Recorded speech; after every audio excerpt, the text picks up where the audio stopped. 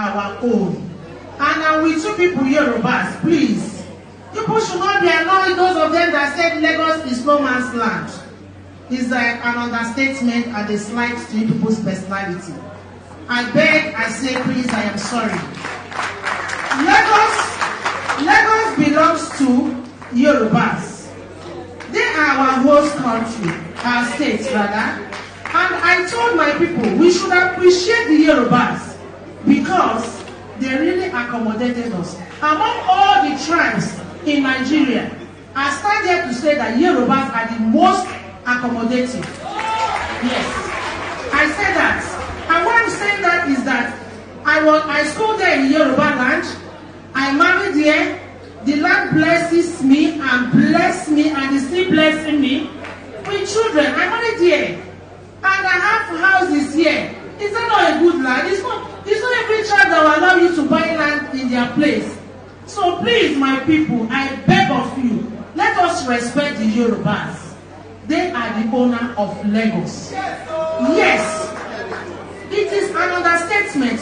We cannot take it. Somebody will go to Onitsha or Aba or Were and say that those eastern part of the country is no man's land. Will they take it? No.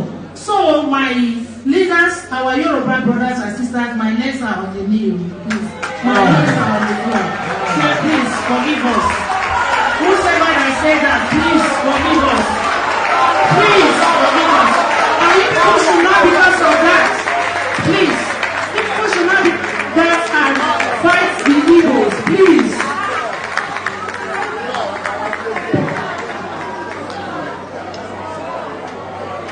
She is a great woman. She is a great woman. And that is what women we stand for. We are mothers. We don't want anything happen to our children. We protect them. Look at her coming out, going on her knees and begging on behalf of our tribes. We are not tribalistic in Lagos. Lagos is a cosmopolitan Hello, mo kí wa o gbogbo ibikíbi tẹ́ bá wà tẹ́ tí ń gbọ́ mi àbí tẹ́ tí ń wò mí, mo kí yín, mo kí wa o, mo kí yín o. Orúkọ tèmi ò yípadà, Yèyé Dára Kòwé. Tó bá ṣe rí leléyìí o bá dẹ̀ ṣe gbọ́ náà nìyẹn. Yo. Ọ̀rọ̀ ń bára bá eégún aláré, ọ̀rọ̀ ń bára bá eégún aláré. Ó yà wọ́n náà lẹ́nu, ó yẹ mi náà lẹ́nu. Ṣùgbọ́n o, ẹ̀yin èèyàn mi question ló máa pọ̀jù nínú fídíò yìí o. Ṣé ẹ̀yin rò wípé woman tí ó ń kúnlẹ̀ tó ń tọrọ àforíjì fún àwọn ọmọ Igbo tó ń pe Lagos State ní no man's land, ṣé tó bá fẹ́ rí lì show àwa Yorùbá pé wọ́n mean it truly pé kò ń ṣe nǹkan tó yẹ kí wọ́n ti ẹ̀ sọ láyéláyé pé kò rí bẹ́ẹ̀ ká má bínú, ṣé rò wípé woman ló yẹ kó ṣe ṣá? Ṣebí àwọn ọmọ Igbo kò síbi kíbi tí wọ́n bá wà wọ́n máa ń ní leader àti elders. Ìwọ àtèmi sì mọ̀ wípé kò sí alẹ́ ìrọ̀lẹ́ Sunday tí wọn kì í ṣe meeting ní Lagos State. Gbogbo nǹkan tó ń ṣẹlẹ̀ yìí, gbogbo àwọn leaders and elders àwọn ọmọ Igbo Lagos State ni wọ́n mọ̀. Èmi rò wípé torí kíní yẹn, ọ̀rọ̀ yẹn Lagos is no man's land there is an insult and a big slap on every Yoruba race. Àbí kò yé yín bẹ́yẹn. Mo wá wò wípé tí ò bá jẹ́ wípé wo ni tí ò tó wo ni àbí wo nìyàn tí ò tó wo nìyàn. Èmi rò wípé woman yìí ló yẹ kó bọ́ síta kó sọ sọ́rí yẹn o.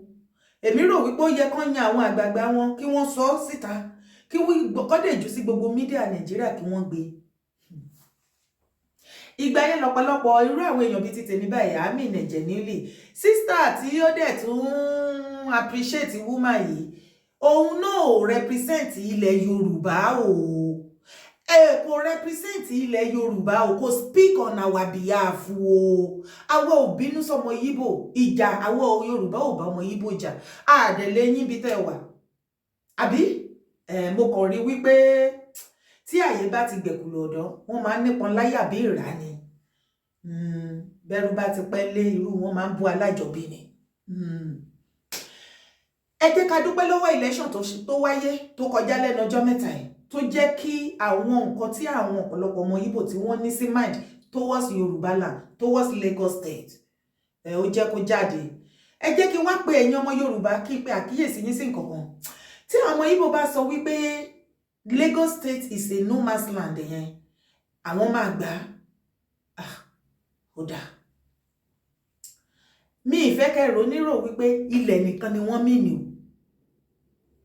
àbí ilẹ̀ nìkan ló mìíní ìlú ni kí ló ṣe àwọn èèyàn ilẹ̀ àti ilé property tó ń rà ó ní ọ̀pọ̀lọpọ̀ yín ronú lọ kí ló ṣẹlẹ̀ sí àwọn ọmọ Yorùbá gangan tí wọ́n wà lórí ilẹ̀ yẹn àwọn tó bá fẹ́ gba ilẹ̀ lọ́wọ́ ẹni wọ́n ti mọ àwọn ibi tó máa attack àtàwọn nǹkan tó máa attack tí ilẹ̀ yẹn á fi lè di titi wọn àbí ilẹ̀ ló máa protect ara ẹni ẹ ronú débẹ̀ o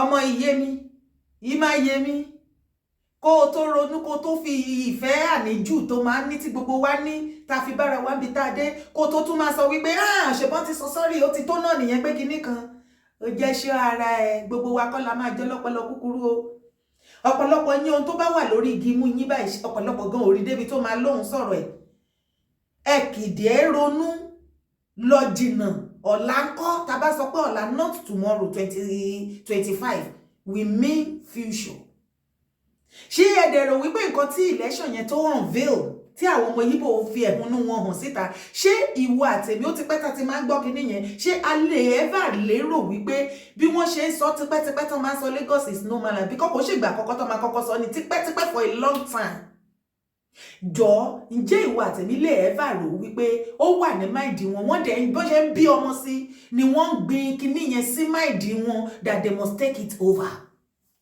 I made the Lagos State.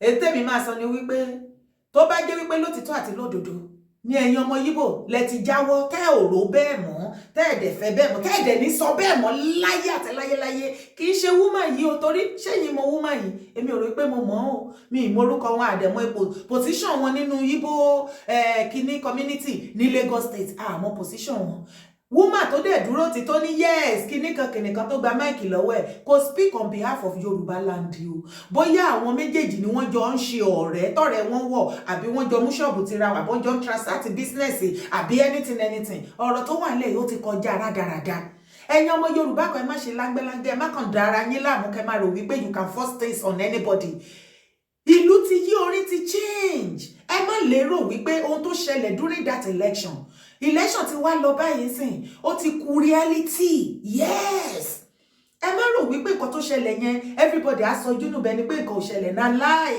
ṣe ojú àpá lè jojú ara bí wọ́n ti ta àwa Yorùbá jí àwa Yorùbá ní ṣáàdẹ̀ tí ń pariwo kíní tipẹ́tipẹ́ tí ẹ̀ gbọ́ sí wa lẹ́nu ṣùgbọ́n Ọlọ́run padà mú àwọn nǹkan kan jáde láti confirm àwọn nǹkan tá à ń sọ iṣẹ́ àwa Yorùbá nation Ọlọ́run gbé yọ bí ìwọ ọmọ Yorùbá bá tilẹ̀ ń gbógun ti Yorùbá nation movement tí o sọ wípé irọ́ ẹ máa attack wa ni irọ́ ni kinní kan ọ̀run bless iṣẹ́ ọwọ́ wa ṣe ti rí bẹ́ẹ̀ yẹn a pariwo ẹni rọ́ ni a fẹ́ dọ́tẹ̀ lẹ̀ ni a fẹ́ dá kinní kan lẹ̀ ni ìgbà tí Ọlọ́run wá gbégbá ọ̀nà tí ẹ̀ ń kọ́ ṣojú gbogbo yín ò já àwa Yorùbá nation campaign òtítọ́ àwa ní dákẹ́ àní sinmi àní ṣàárẹ̀ torí a stand fún Yorùbá land a fẹ́ gba ilẹ̀ wa a fẹ́ dá dúró gbogbo kómìdè kómi ohun tó lè máa fa wàhálà fún àwọn ògo ọjọ́ ọ̀la wa nígbà tí generation wa yìí bá lọ tán ṣé ọ̀pọ̀lọpọ̀ ọmọ tàbí wọn sí Nàìjíríà èyí tó wà Nàìjíríà tí ò gbọ́ Yorùbá òwe àti history mélòó nílẹ̀ Yorùbá ló ti sọ fọ́mọ ẹ lèmi náà ti sọ fọ́mọ mi ṣé ẹ rí wípé àwọn àlejò ilẹ̀ Yorùbá wọn ọ̀pọ̀lọpọ̀ wọn gan mọ ìtàn ilẹ̀ Yorùbá ju àwọn ọmọ Yorùbá lọ wọ́n sì gbọ́ èdè Yorùbá nínú àti níta ju àwọn ọmọ Yorùbá lọ àsìkò tí tó ká bẹ̀rẹ̀ sí ní ṣe àtúnṣe nípa àtúnṣe náà ní èdè máa kọ́ èdè máa sọ èdè sọ́mọ èmi náà kémi náà sọ èdè sọ́mọ mi ó yẹ kójú ó tì wá wọ́n jẹ́ sọ kọ́kọ́ fún ẹ ṣó mọ̀ ẹ́ pọ́n ti pa history rẹ nínú Nigeria subject so tó bá ń rò wípé ìtàn oríṣiríṣi nígbà tí wàhálà yẹn ṣẹlẹ̀ tó ní kálukú ọmọ Yorùbá fọ́ sórí social media tá bẹ̀rẹ̀ sí ní sọ àwọn ìtàn kan tó ṣẹlẹ̀ káàkiri nílẹ̀ Yorùbá tá fi jẹ́ wípé àwa la nílẹ̀ Yorùbá la ní Lagos State my dear at any time náà lè change your story o àbí kò ṣe orí inú ayé tá dẹ̀ wáyé wọ́n lọ gbé ìtànkítàn tó bá fẹ́ jogún kógún wá pa ìtànkítàn ní kan tó pa ìtànkítàn fún àrọ́mọdọ́mọ títí àti títèmi láti gba nǹkan ìní wọn lọ́wọ́ wọn my dear, ó jẹ́ má sùn kó má họra, má jẹ́ kí gbogbo orúkọ báyìí kó mú ẹni gan o, má lọ fọ́. Ṣé èyí tán ṣe yìí àbẹ́yìn Yorùbá kan lẹ sọ pé ìkúnlẹ̀ kìí ṣe wà, ó jẹ́ gbọ́n nínú kó gbọ́n níta, àwọn gbọ́n jù ẹ lọ, ọmọ Yíbò gbọ́n jù ẹ lọ, wọ́n ti study Yorùbá nínú back to back, wọ́n mọ àwọn èdè tán lè pè fún yín, wọ́n mọ àwọn ìwà tán lè wù sí yín tó jẹ yín, ó jẹ́ wake up my dear, Yorùbá land must be great again ni.